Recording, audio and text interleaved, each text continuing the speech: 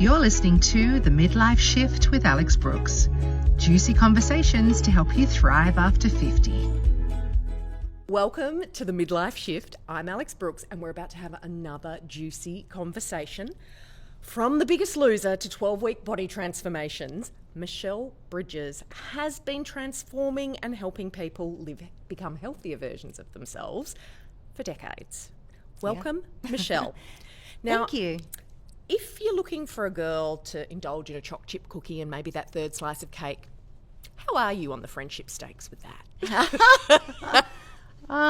Look, no judgment here. Knock yourselves out. But it's probably not my thing. I know you really do live the dream, don't you? Well, I mean, I don't deny myself. I'll still have chocolate or cake or ice cream or whatever, but it's just not on the regular. Oh, so you're so good.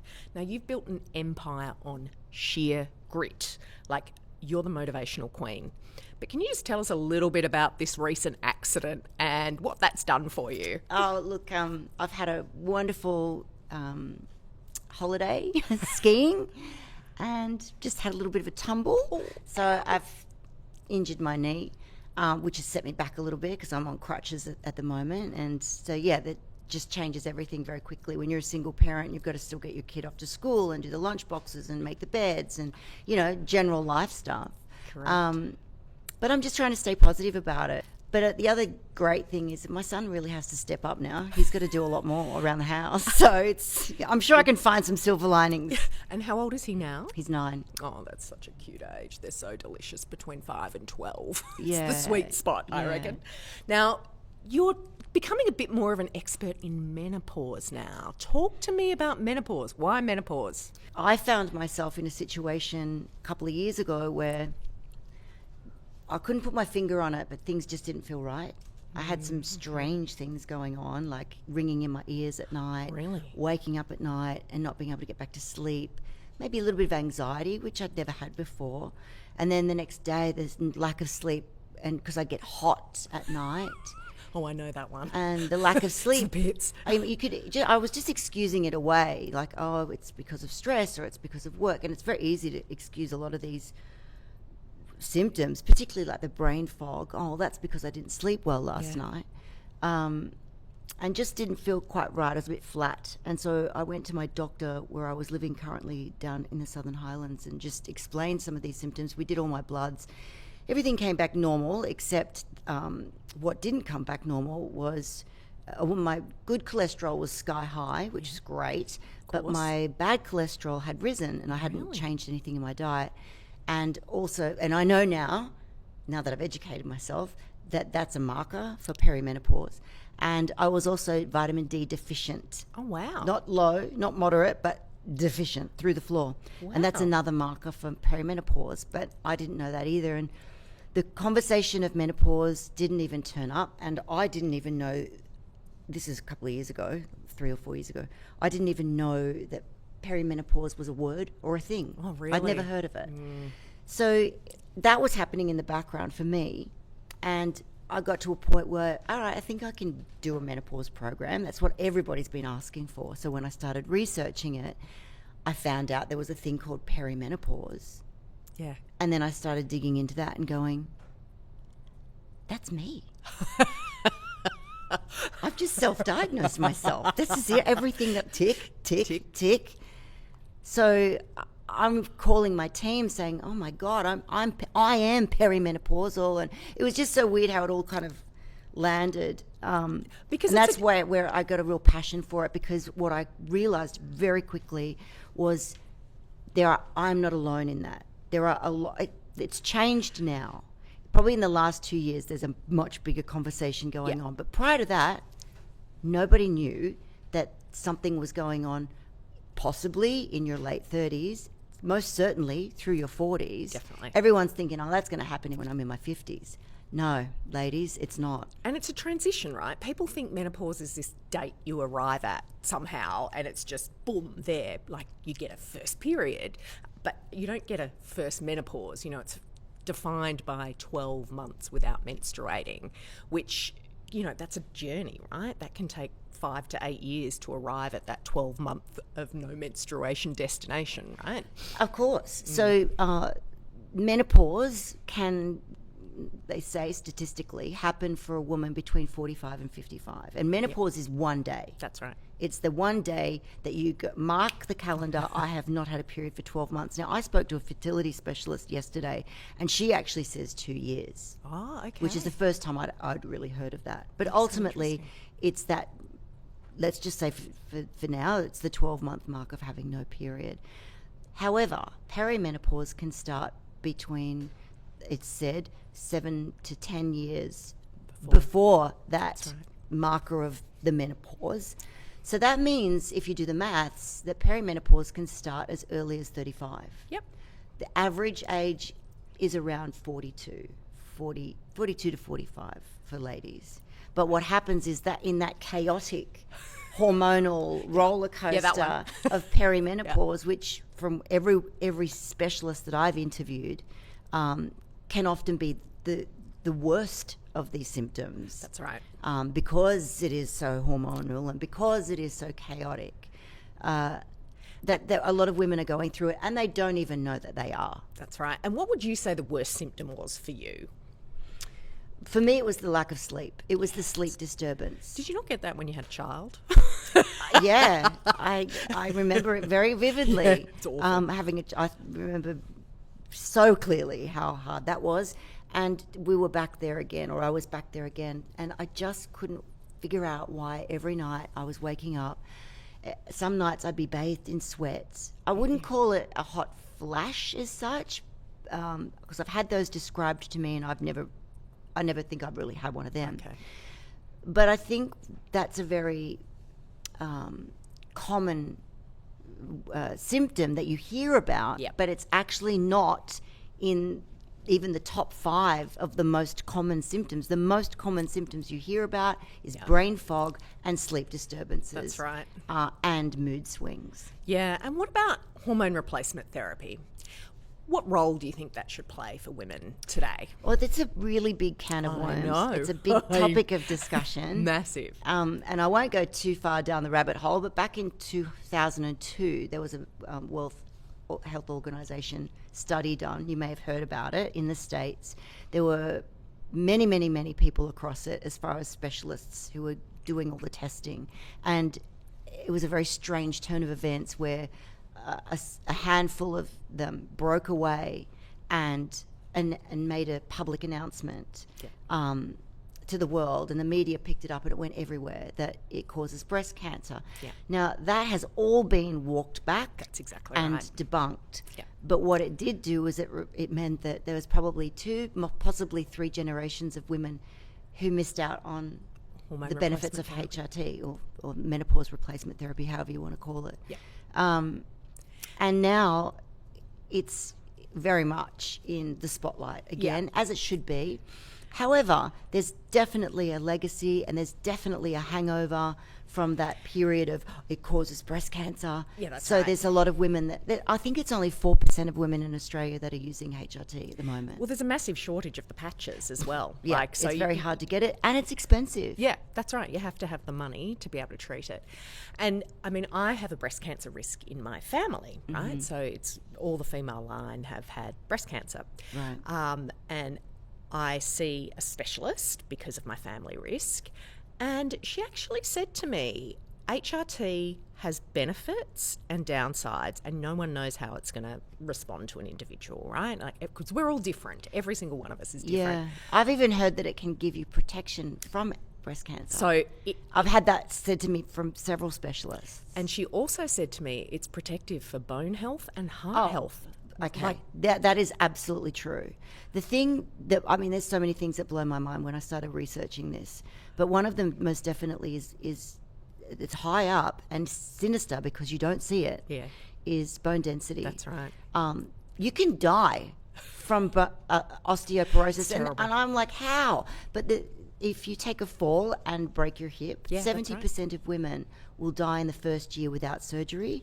Correct. 30% of women will die in the first year with surgery, and a lot of those falls are preventable. That's right. They're preventable. I mean, no one's got a crystal ball. You can be in an accident, but if it's because of a fall, they're preventable if you have been training and getting yourself a little fitter, getting yourself a little stronger, getting yourself a little bit more stable, working with a little bit of agility, then you've got a better chance of catching yourself before you take the fall. Or if you have a little bit of muscle, a little bit of strength, and your bones have been strengthened from training, if you happen to take the fall, you're less likely to break. That's right. That's exactly right. And I mean, I think older women were just sort of considered so invisible that no one discussed this in the mainstream for decades, right? Like, we just knew, oh, you didn't want to fall down and break a hip, but no one knew it killed you. No, You I know? definitely don't think that conversation has ever been sort of Exactly. fleshed out. And when I looked at those statistics, I was like, that is insane. That's what I totally reckon. blowed my Yeah. mind.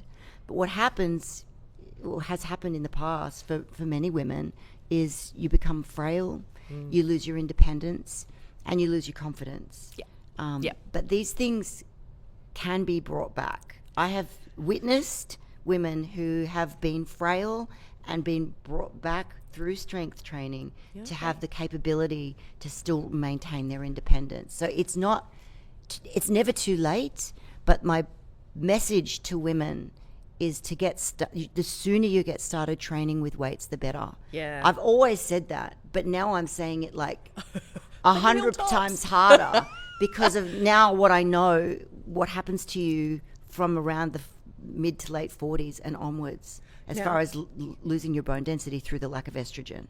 What about if you hate burpees? Do something else. I don't care. You don't have to go and do pole dancing for all I care. Just get moving and use your body through it in a way that is going to allow you to be stronger. So of course you can use your body weight, but the reality is you need to increase from there. If you really do want to make a difference and you really do want to maintain your independence, you need to increase by using then weights, and you need to challenge yourself. Okay. So if there's maybe 1, 2 or 3 little exercises you could do while you're brushing your teeth or waiting for the kettle to boil, what would you recommend they are? Okay, well, look, I mean, I'm going to be real here. There's nothing. Strength training isn't going to happen when you're brushing your teeth. Damn. It's just not going to, unless you've still got a set of weights in there. Damn. But what you can do, some great neurological strengthening exercises, is brush your teeth with the other hand. Brush your teeth with the other hand and balance on one foot. These are really good for brain plasticity, which is a very important part of perimenopause because estrogen receptors are all throughout your whole body. Okay. In your brain, you have an enormous amount of rich estrogen receptors that start losing estrogen as soon as you hit perimenopause. So, the brain is a massive part of this conversation as well. Oh, that's so brain interesting. fog, anxiety, depression. Correct. Losing your words. Yeah, that one. I rarely. So lose my doing words. things for brain plasticity, such as brushing your teeth with the opposite hand and balancing on one foot, is great. Yeah, no, this. Doing things different, taking a different route to do the school drop-off, just driving a different way, just making your brain work. Just doing things that are swapping things up a little bit, changing some of your habits and routines. I'm a big believer in habits and routines, but every now and again, just making a swap in things can challenge your brain and enable you to have, better brain plasticity, as they say. So some research just came out, I think it was published yesterday, from the University of New South Wales Centre for Healthy Brain Ageing, I think it was. They did a massive online coaching intervention over like 5,000 people, and they proved that you can improve your cognition through, and it's all the stuff we've been talking about: strength training, cognition exercises, healthy diet. A plant-based Mediterranean diet is what they were specifically talking about. Yep. Low processed carbohydrates. Yeah, so and whole a low foods. carbohydrate diet. But what about the role of protein for women as well? If you want to get strong, how much more protein do you need to be trying to eat once you're in your 50s? You need to have protein with every meal. Wow. You need to have probably about 20 to 30 grams every meal. So an egg, a couple of eggs at breakfast, a poached chicken salad at lunch, a piece of lean beef or fish with vegetables or salad at night. It's not that hard, but you do need to be very vigilant with your protein. and then your strength training, those two combinations are going to help you with your muscle mass and your bone density. The thing with our body is your musculoskeletal system, that means a fancy way of saying muscles and bones, they work as one unit. That's right. So if you've got strong muscles, you've got strong bones. Okay. So that's the reason why strength training is so, powerful for women in this age bracket, but also in the younger age bracket. The other thing too is jump training. Yeah, so If you can.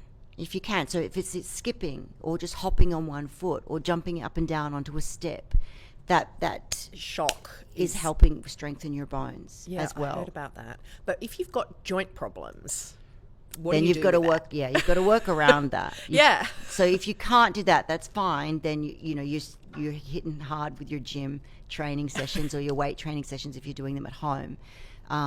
But as I said earlier, you can pick up your 1 or 2 kilogram dumbbells, but in a couple of weeks' time, you're now going to have to pick up your 3 or 4 kilogram dumbbells. And then in a couple of weeks' time, you're going to pick up your 5 and 6 you have to progressively challenge yourself in order to really make that difference. Yeah, that's hard.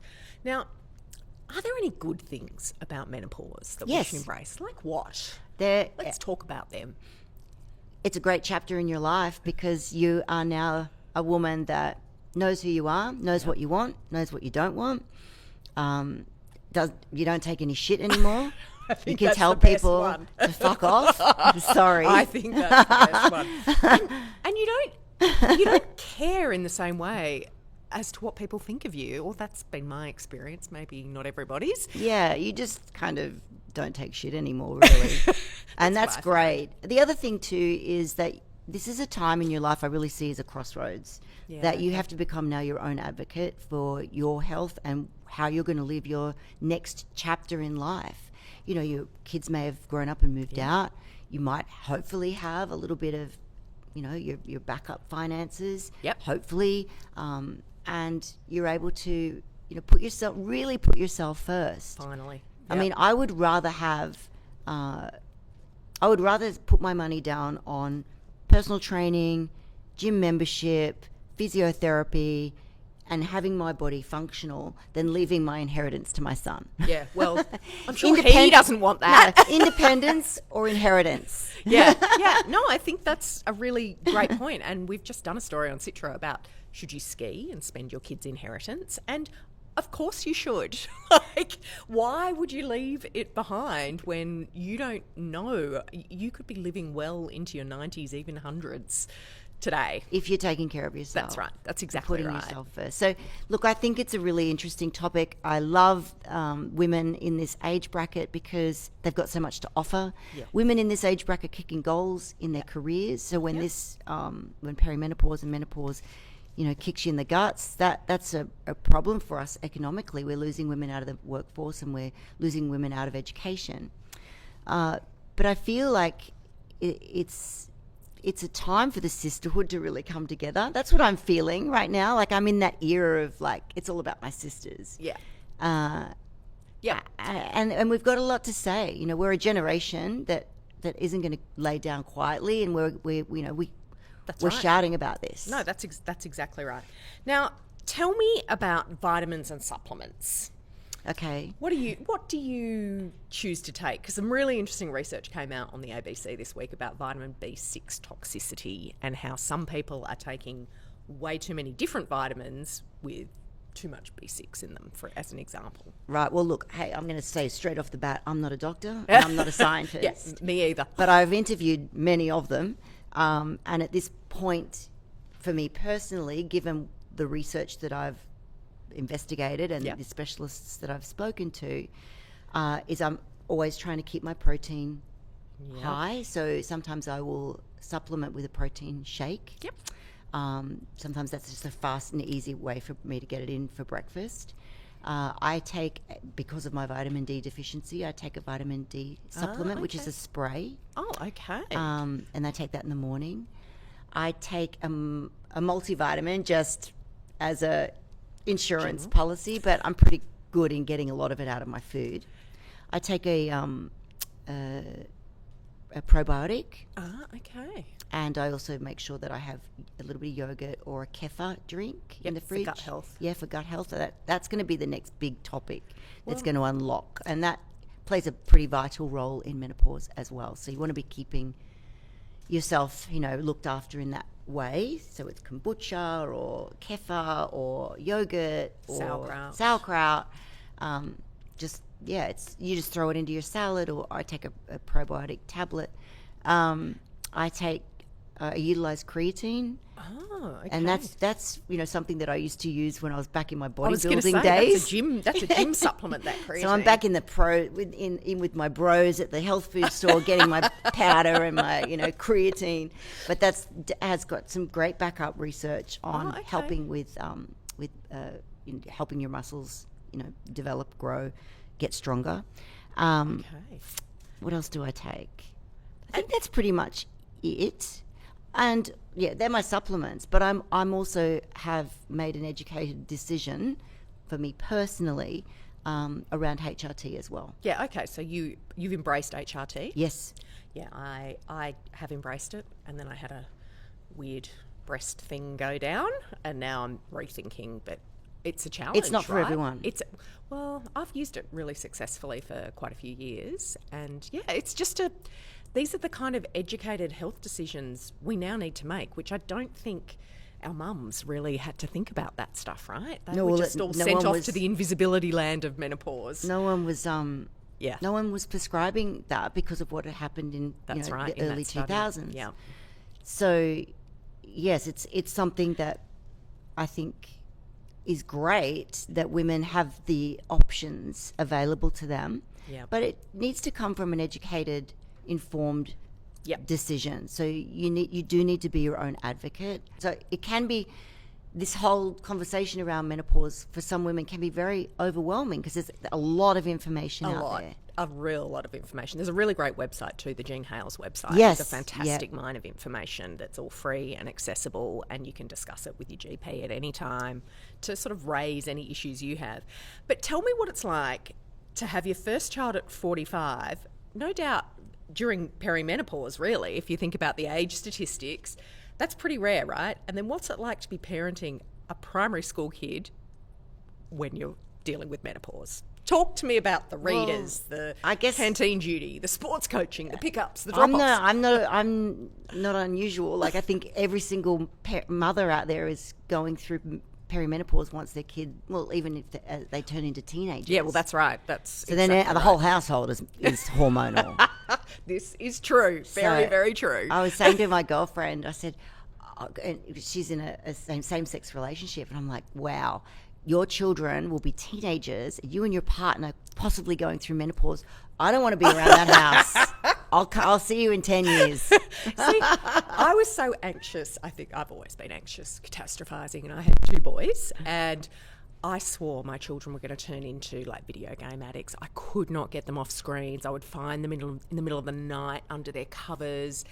And I was so worried. I worked in tech at the time, and I'd say to these guys, what am I going to do with my sons? Or they're just addicted to screens. They're like, wait till they discover girls. So true. So true. Then my son, he's now a power lifter. He has the national record or something. Oh, wow. He totally got into strength training in a big way. Oh, you can lean on him for advice. No, he doesn't like dealing with his mother. I'm never going to be a powerlifting champion, so he's not interested in that. He's brutal. They're brutal, those powerlifters. And my strength trainer says, oh, you don't want to train in a gym with powerlifters. They just hog the machines for hours. No judgment to powerlifters that are watching this show right now. She's like, no. Again, he won't have anything to do with oh my gosh. It's hilarious. But yeah, let's talk about motherhood at the age of 45, because we are all having kids later. Like, it's a general trend. It's interesting. I had a fertility expert that I interviewed only just yesterday, wow. Dr. Jenny Cook. Oh, yeah. She works for the Monash fertility clinic, and she sees women day in, day out, looking to get pregnant.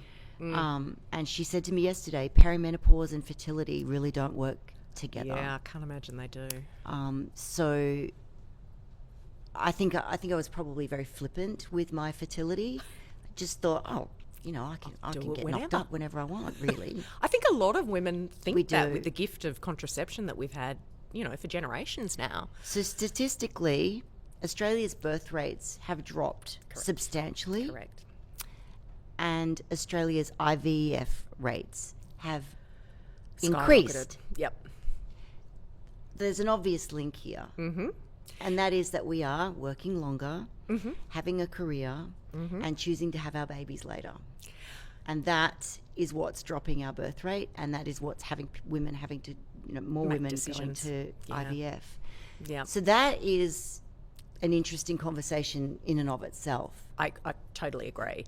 And I think it's really interesting now when I talk to some women in their 30s who are in the, the throes of the best career years of their lives, and they're talking about paying to freeze their eggs, which I feel like... Which is what she does, the lady that I was speaking to yesterday. I can't help but feel that that's just another way to keep women behind the eight ball with their money, as though it's their cost that they have to bear, when really it's a social issue as to whether we have a birth rate that replaces the people that exist, right?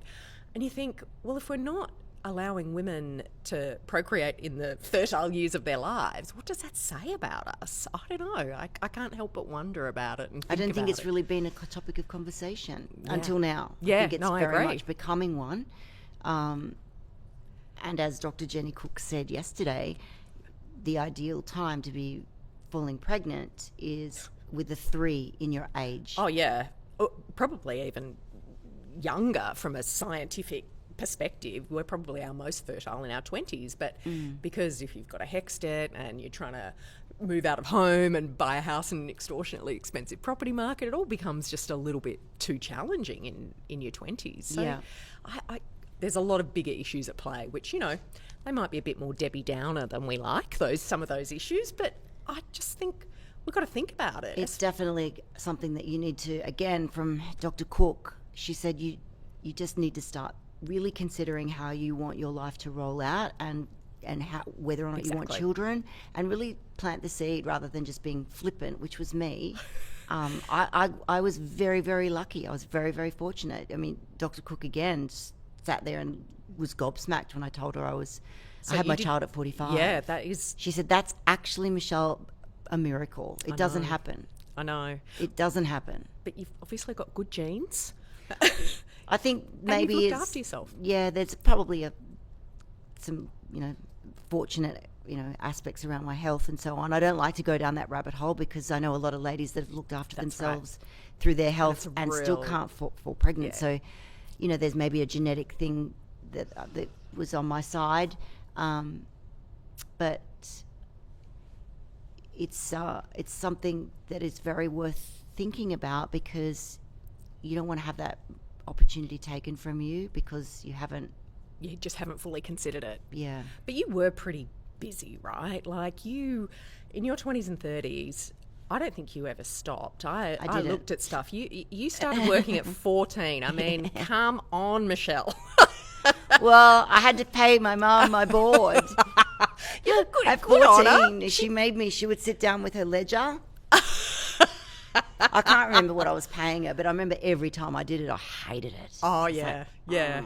But I guess it was good for me because I've always been very independent, fiercely independent, and have always taken care of myself and, worked. I've always worked. I'm a worker. Yep. But tell me about some of the jobs you've had, because everyone thinks, you've just been this trainer that's done The Biggest Loser, and now you've got your body transformation program, but you've had other work, right? Talk about your early career. Well, my first job was when I was 14, and I was teaching fitness classes at the local squash centre in Nelson Bay. Would you even get away with that these days? No, do you think? Could not. I didn't even know what I was doing. The owner-operator who sat behind the desks let me loose on the general public. I mean, you must have been on drugs. You'd never let a 14-year-old away with that now. I know. HR. So I was teaching fitness classes, and I was also working in a chemist. Then I started working in Barbara House and Garden. Oh. Which was in the same shopping centre in Nelson Bay. So I'd go from one shop to the other. To the other for your work. Oh, yeah, that's so and funny. then I also got a job as a rose girl for the Nelson Bay tourism Association, by this. where we would go around with our roses. We had to wear a red T-shirt, white shorts, and white little heel. Oh, so it was a little bit Gold Coast media girl. Yeah, it was a bit Gold Coast. A little bit sexy. And we'd hand out a rose to people that were just there on a weekend holiday. I got $20 an hour. Now, that was early 80s. Yeah, that was good money. That's good money. That was good money. I remember I was doing all right. Years. Yeah, but you were a bank teller for a while. Yes, I worked for the Greater Newcastle credit union? Credit union. Building society? Building society, that's it. Yeah, they don't even have building societies Yeah, anymore. and that was a job that I did for a couple of years. But I was always still teaching classes at night. So was that your passion? Like, is that what set you on fire? Yeah.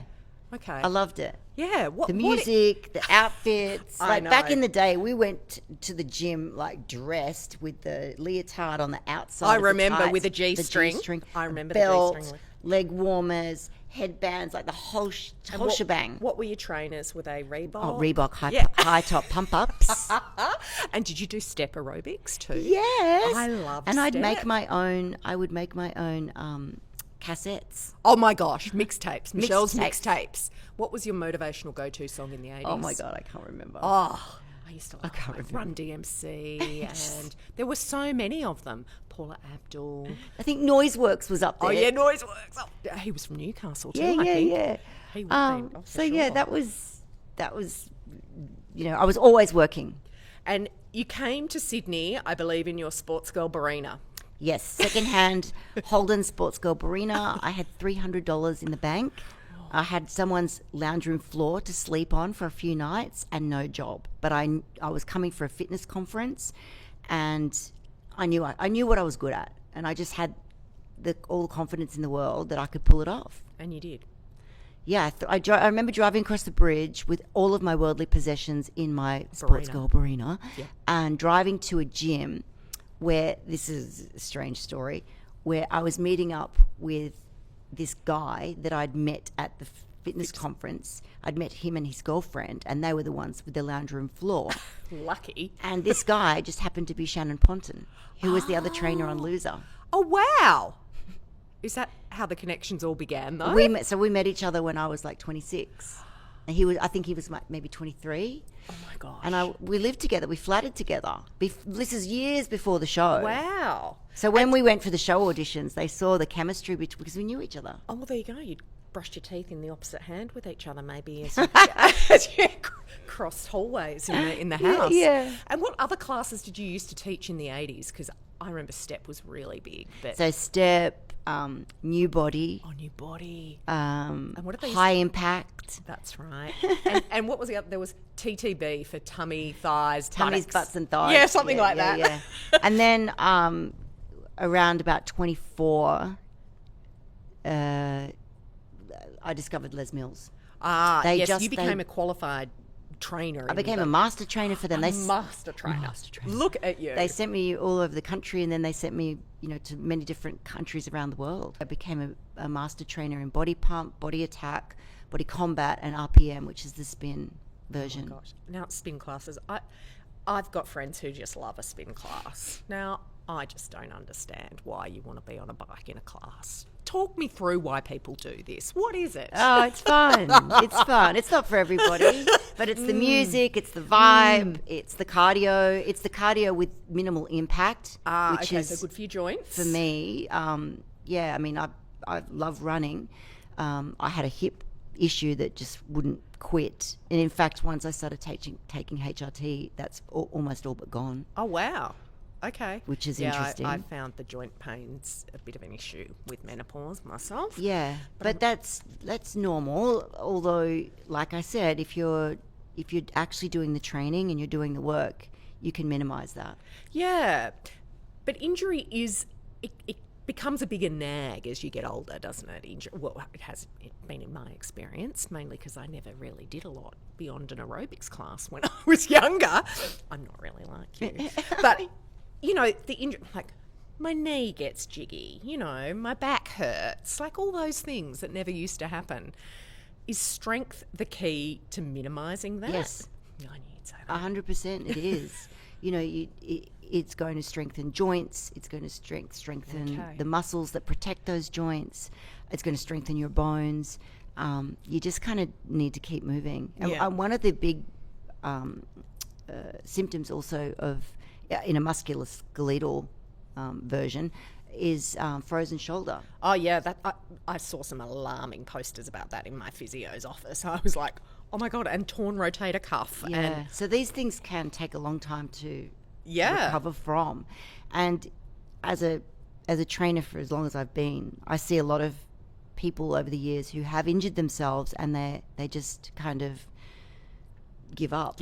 Yeah. And that's sad because it's not going to get any better. Yeah, you know? that's right. You've got to keep working at it. Yeah. And so someone once said to me, if you want to be happy for a year, get married. But if you want to be happy for life, get a dog. What's your stance on that? I would absolutely agree with that. Now, how many times have you been married? Oh, God. I've been married twice. My second one's lasted, which was better than my first one. Yeah, I've been married twice too, but I've also had a couple of other relationships around that. I think we all have. Right? Yeah. So now it's you and Axel in the house, right? Mm-hmm. He's the man in your life? 100%. Now, tell me what Axel won't eat, because kids are notoriously picky. He won't eat mushrooms. Oh, yeah, my kids have a thing with mushrooms. I love mushrooms. What's wrong with a mushroom? I don't know. I don't know where that's come from, but he'll actually eat everything. Oh, really? He eats anchovies out of a jar. Oh, my gosh. He sat down the other night, which I was blown away, because I gave it to the dog. I gave my dog some mackerel. It's very good for him with omega-3s. So good for omega-3s. Oh, is your dog a girl or a boy? A boy.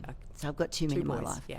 And then my best friend is a boy too. So I've got three there you men in my life. But yeah, I think it's because I gave it to Banjo that he was like, I want to try that. I said, sure. And he goes, can I have that for dinner? I'm like, absolutely. Easiest So meal ever. he had mackerel and vegetables. And I texted my best friend Sean and said, this is what he's having for dinner. He goes, that kid is unbelievable. See, my eldest, he was on the white diet. He would only eat things that were white for a good 5 years of his life. It was insane. And to this day, he won't eat tomato. He won't eat mushroom. Like, so picky. Yeah. So picky. I don't know. I don't know whether it's the individual or whether it's just in them. But I've always given Axel everything. Like I used to give him olives and just big flavors and all the fruit, all the veg. And so he just does it. Like he doesn't really second guess it. I used to have this thing. I still do it. Screen time is green time. So if he wants me through this. Well, in the afternoons, I mean, he's not allowed to have screens during the week. That's a ruling that we have. But when he does have them, and I set an alarm. Oh, you're good. So screen time is green time. So I will give him a bowl of spinach straight out of the packet, chopped cucumbers, some avocado, maybe a bowl of peas. Oh, wow. And so if he eats that, he can have his screen. And then I think if we go out for dinner, like if I get invited with my friends to go out for a meal, and he ends up ordering, something like schnitzel, whatever, then I don't care because he's already had those greens in the afternoon. Okay. So that's something that we do after school. Okay, because greens are your favourite food, right? Man, you got to have them. You got to have them. If you want good, nice poo-poo, you need your fibre. Greens are good for that. Okay, now let's talk about dog parenting habits, right? Because I only got a dog in my 50s. I hadn't had one since I was a kid, and I am obsessed with my dog. Like, obsessed in a way. I was probably never really obsessed with my children in the way I'm obsessed with my dog. Really? Yeah, it's totally bizarre. I don't know if it's because of empty nest or quite what it might be. Yeah. But we all have these either slightly crazy dog or slightly crazy dog parenting habits. What's your crazy dog habit and your crazy dog parenting habit? Well, I have a neurotic cavoodle. So They're beautiful. He is crazy. He's very needy. He follows me around. I think he has mild anxiety. I've never had a cavoodle before. I've only ever, my dogs of the past have been, like a cattle kelpie was my last one. And they're chill. Yeah. As long as you run them. Yeah, that's right. Whereas Banjo's like, love me. Does he sleep on your bed? Yeah, he does. See. I can't even. But he knows it's the bottom right-hand corner. That's You've got boundaries. I have boundaries. Now, does Banjo ever get snacks from the dinner table? He's not supposed to, but my son does it. Does he give him peas? What does he feed him? And he gives him this morning he was giving him his toast for breakfast. I said, stop doing that, but it's too late, the habit. So now he's sniffing around the table. That's right. And this is the thing, we all have dog parenting habits. Well, I think we're better at parenting kids than we are probably our dogs. Secretly. Maybe that's just me. I'm judging everyone by my own bad standards. That's probably what I'm doing. Now, primary school parenting. Concerts, readers, parent-teacher nights. How do you navigate primary school parenting? I do remember this phase of my life. Yeah, it's a lot. It is. It's a lot. It's a job. It totally is a job. When I look at that school box that we have online, everything's online. I sound like my mother now. It's so complicated and there's so many things going on. It's a lot. It's a full-time job, seriously. It really is. But, it's tricky navigating it as a single parent. Yeah, that's because right. Even parent-teacher night, like you're not supposed to bring, or sometimes you bring them with you, but sometimes you don't. Who so then looks after your kid? who's going to take care of Axe while I do that? So I've got no family in Sydney, but I've got my best friend. Oh, lucky. I don't want to lean on that too much, like you don't want to wear out your welcome. That's right. I know I never will. He's Axel's godfather and they're very, very close. That's sweet. But it's like babysitting to get these kinds of things done. And then there's the driving to and from sporting events and so on. And I was going to ask what sports he plays because that's like the biggest challenge. It's how many sports practices. You're just endlessly in the car. You've only got one, thank goodness. Yeah, thank goodness I've only got one. What does he play? What does he enjoy? So at his school in the summer, we have a winter and summer sport. So we have compulsory Saturday morning sport. So that's where sport is for this inside the school for us. So winter is soccer for him. Okay. And summer is tennis. Now, do you have to do any coaching? Do the parents always come on, Michelle, we need you to do this? No, not at my school. So lucky. Not at my school now, but when we were living in the Southern Highlands, I was the rugby coach for the under sixes, I think it was. Oh, really? Oh, my God. Never again? Never again. Yeah, never again. Because now they've got all these institutes to help parents behave well at kids' sport because the parents are so pushy about how their kids are on the field and they treat it like it's a pro game or whatever. Now I enjoyed it for the season, but I was happy to hand it over to another parent for the next season. And does Axel do lunch orders at school? Every now and again. And what does he choose? What's his choice of lunch order? Sushi. Oh, wow. Yeah, my kids love sushi. What did you get lunch orders when you were a kid? When I was a kid, yeah. What was your choice of lunch hot order? dog. A hot dog. I bet you'd never eat that or now. a pie. A pie. What about those finger buns? Remember the finger buns? I loved all of that stuff as a kid, but it just wasn't big in my household. So these were very much considered treats. Yeah, because junk food was more expensive in the 70s and 80s than it is now. Now it's cheaper. It's got economies of scale, right? So it's cheaper to eat processed food than real food in many cases. But I think when we were younger, that wasn't the case. Really the case. No.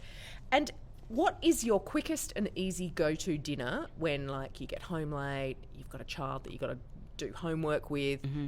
What do you pull together? Yeah. So I've always got spaghetti bolognese in the freezer. Of course. So I'll do a big batch. I do a lot of batch cooking, particularly in winter. Yeah, okay. And then I've got everything in the freezer good to go. So I can always pull out a meal and have it together like that. But if I don't have something in the freezer, which is rare, but if I didn't, my next go-to would be an omelette.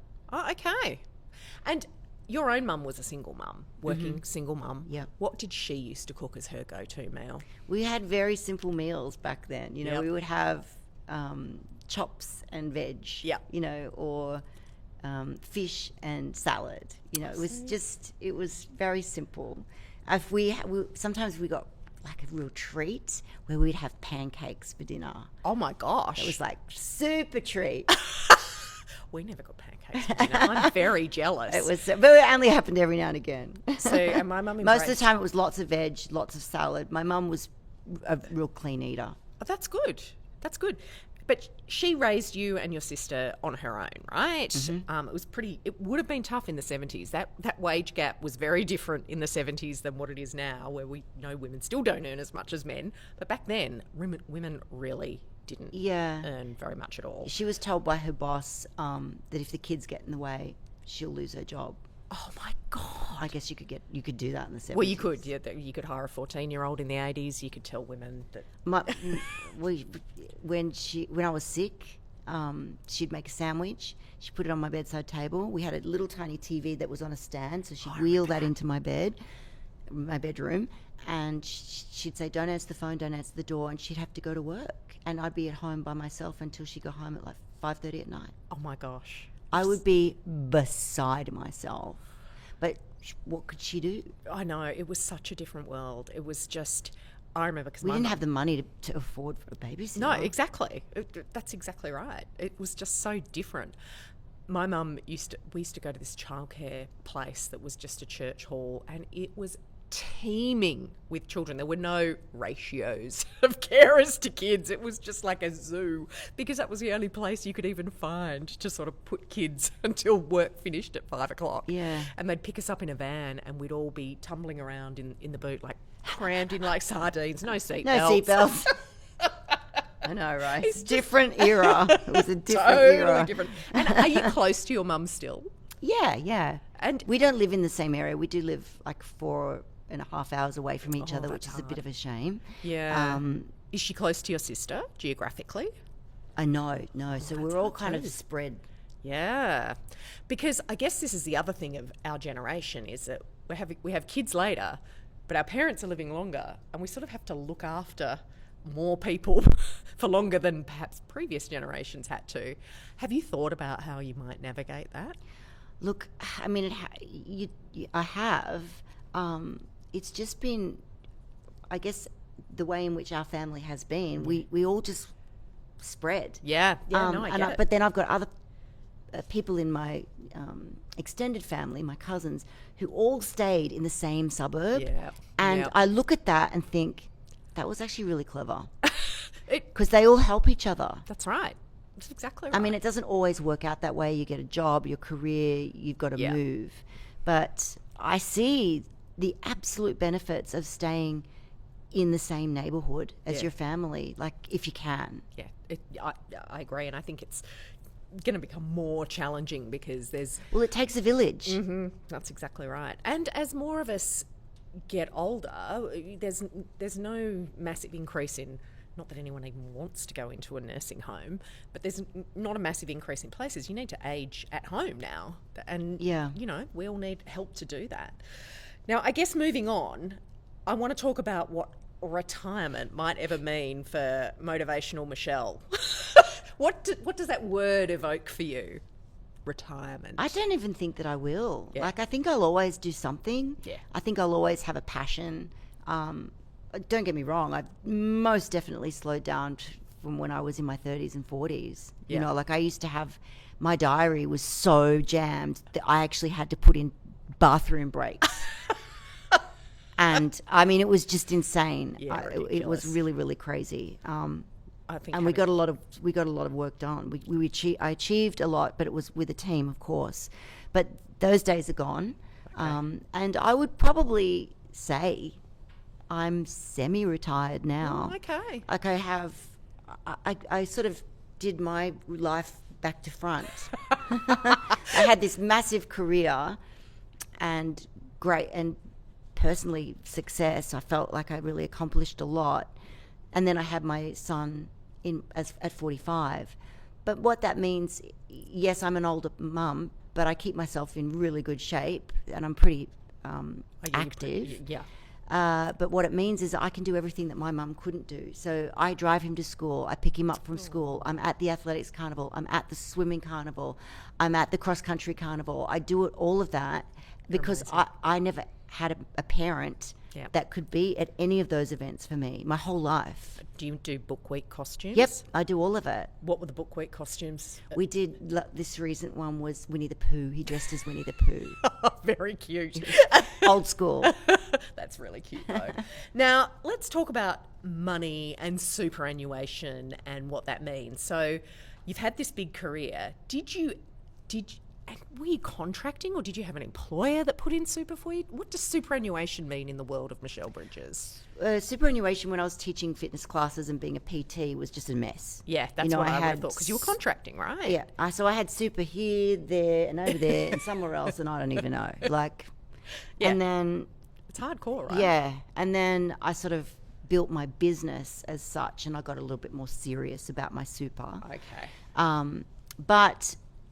over the last couple of years, I just, I'd put in, what I do is I put in a chunk of money every year. Okay. As much as I can now.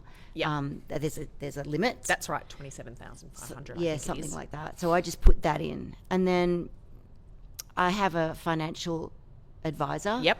And he said to me, have you thought about self-managed super fund? And I was like, well, no. It's not my skill set. But that's what we've done. Oh, okay. So he's now have done managing. He's managing some money that I have in shares, and he's also managing my self-funded superannuation. That's interesting. Because that's going to come around pretty quick. Yeah. And that money's going to be real handy. Yeah. Oh, yeah. Indeed. And what's the one thing you wish you'd learned about money sooner when you're handing over your rent to your mum at 14? What do you wish you'd learned about money back then that you now know? Well, what I have learned is that there's been a money conversation in my family, and it's not always been positive. Yeah. But it always turns up. Okay. So, and I pick it up in myself.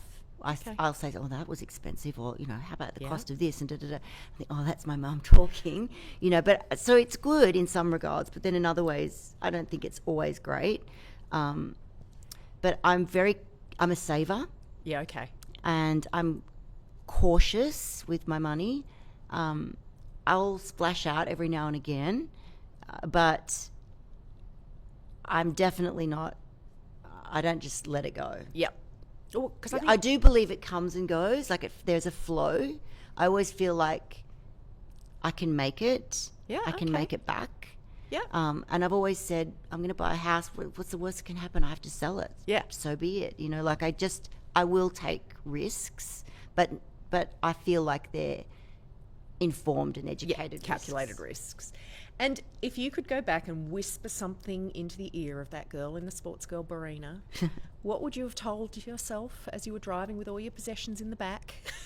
What would you say to that girl? You go. Oh. You go. Do exactly what you got planned for yourself. Get into it. And what about regrets?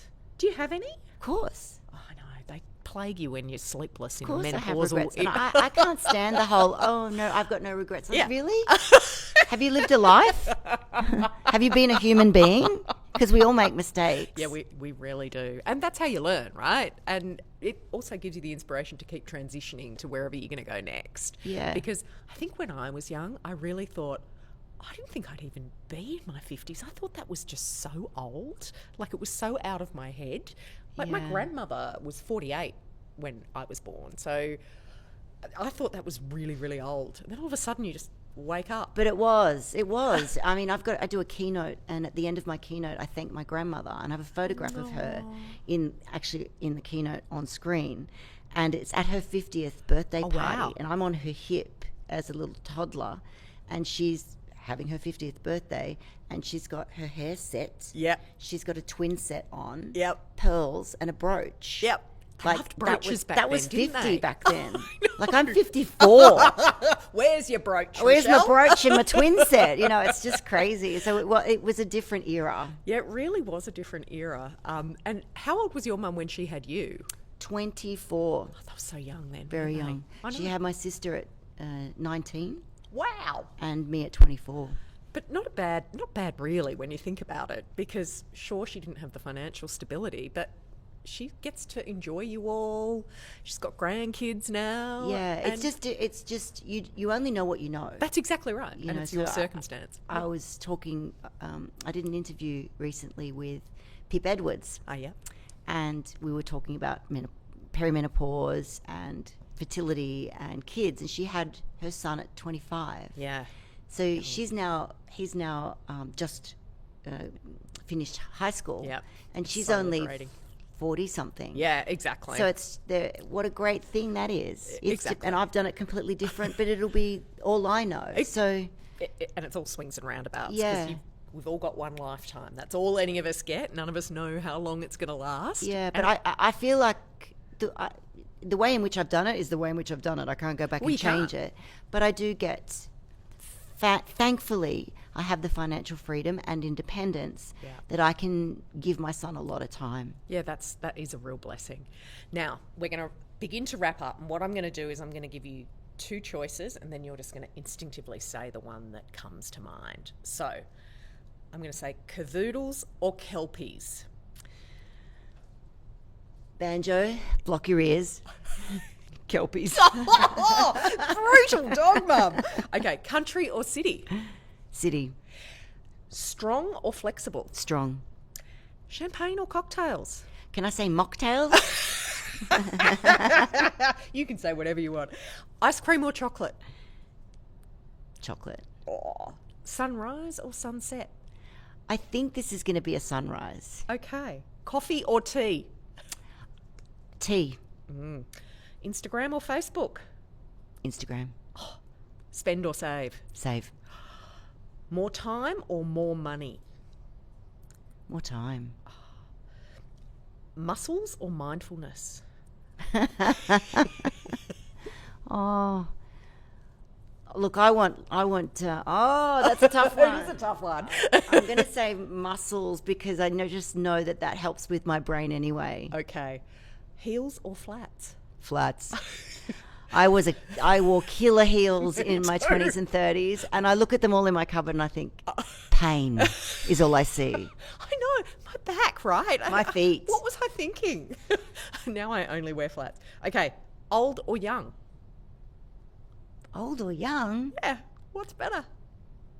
Oh, what's better? Yeah, which would you choose? Oh, look, they're both great. Come on. I know. Being young, but, like I look back on it, I would have, if I look back on what I was like, why wasn't I just wearing a bikini when I did shopping? Like...